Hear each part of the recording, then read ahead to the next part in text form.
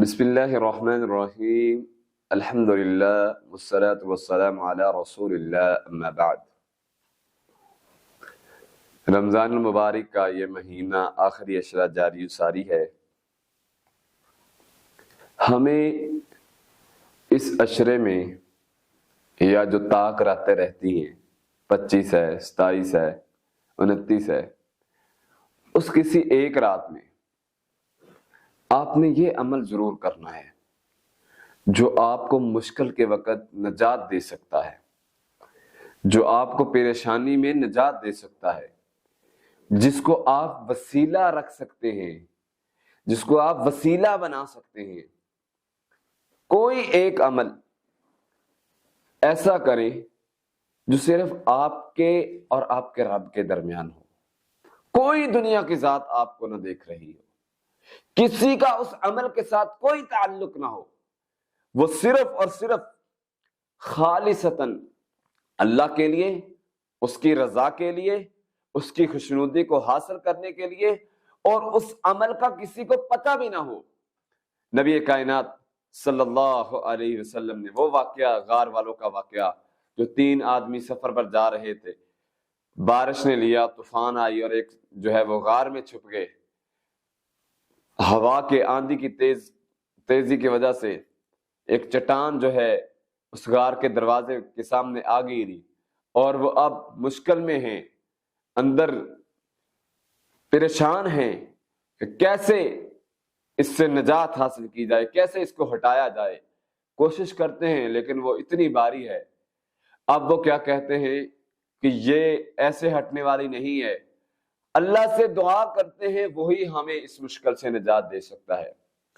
اب وہ آپس میں کہہ رہے ہیں کہ کوئی ایسا نیک کام اپنا رکھو اللہ کے سامنے، کوئی وسیلہ دو نیک اعمال کا کہ وہ اس پریشانی سے نجات دے دے۔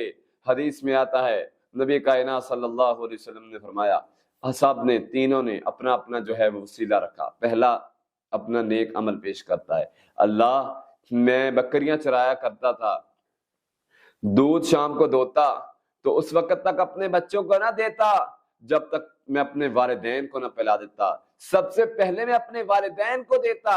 میرے بچے رات کو بلکتے روتے، اگر میرے والدین سو بھی جاتے تو میں والدین کے پاس کھڑا رہتا، والدین کی احترام نے ان کو جگاتا نہ، بیدار نہ کرتا، لیکن میں اپنے بچوں کو بھوکا سلا دیتا۔ والدین کی عظمت و احترام اکرام میں پہلے والدین کو پیش کرتا تھا۔ اللہ اگر یہ میرا عمل قبول ہے جو خالصتاً تیری رضا کے لیے کرتا تھا، اللہ اگر یہ میرا عمل قبول ہے تو اس چٹان کو ہٹا دے۔ حدیث میں آتا ہے تھوڑی سی چٹان ہٹ گئی، اب وہ گزرنے لگے لیکن رستہ نہیں بن رہا، مشکل ہے، نہیں گزر پا رہے۔ اب دوسرا دعا کرتا ہے، اے اللہ میری وہ محبوبہ جس سے میں بے پناہ محبت کرتا تھا، میں نے اس کو گناہ کے لیے تیار کیا، میں نے اس کو پیشکش کی، جب وہ تیار ہوگی اس نے مجھے ایک پیغام دیا کہ اللہ سے ڈر جاؤ۔ اے اللہ اس وقت میرے پاس وقت بھی تھا، اختیار بھی تھا، طاقت بھی تھی، اللہ میں گناہ کر سکتا تھا، لیکن اللہ ایک جملے نے مجھے بدل دیا، میں تیری طرف آ گیا۔ اللہ میں نے گناہ کرنے سے رک گیا، میں کبیرہ گناہ سے بچ گیا۔ اللہ اگر وہ میرا عمل قبول ہے، اللہ تیری رضا کے لیے میں نے اس کو چھوڑا تھا، تیری رضا کے لیے میں نے جو اس سے معاہدہ کیا تھا وہ معاف کر دیا تھا، اے اللہ اگر وہ عمل قبول ہے تو مجھے اس سے نجات دے دے۔ حدیث میں آتا ہے پتھر اور ہٹ گیا۔ اب تیسرا آدمی جو ہے وہ دعا کرتا ہے، اللہ میں نے اپنے غلام کے ساتھ، جس کے ساتھ میں نے ایک رقم مقرر کی تھی کہ اتنی مزدوری دوں گا، میں نے اس کو مزدوری دی، جب اس نے کام پورا کیا لیکن اس نے کہا یہ کم ہے، وہ واپس چلا گیا ناراض ہو کے۔ اللہ میں نے اس کے مال کی، اس کی اجرت کی حفاظت کی، اس سے کھیتی باڑی کرتا رہا، حتیٰ کہ اتنا اس پیسوں سے، اس کی اجرت سے اتنا وسیع کاروبار ہو گیا، اللہ میں اس کو سمیٹتا رہا، سنبھالتا رہا۔ اللہ پھر ایک دن وہ آدمی آیا اور میں نے اس کو کہا یہ سارا کچھ تیرا ہے، وہ کہنے لگا میرے سے مذاق کیوں کر رہے ہو؟